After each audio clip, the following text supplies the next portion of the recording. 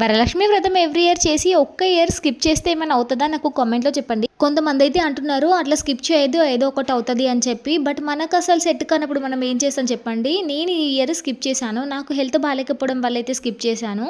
నాకు sciatica pain అయితే ఉందండి. 2 మంత్స్ నుంచి అయితే సివియర్గా అయితే వచ్చింది. నేను దానివల్లే స్కూల్ కూడా మానేశాను. ఇంక పెయిన్ వల్ల 15 మినిట్స్ కన్నా ఎక్కువ నిల్చున్నా కూర్చున్నా కూడా నాకు కాళ్ళని తిమ్మిళ్ళు వస్తాయన్నమాట.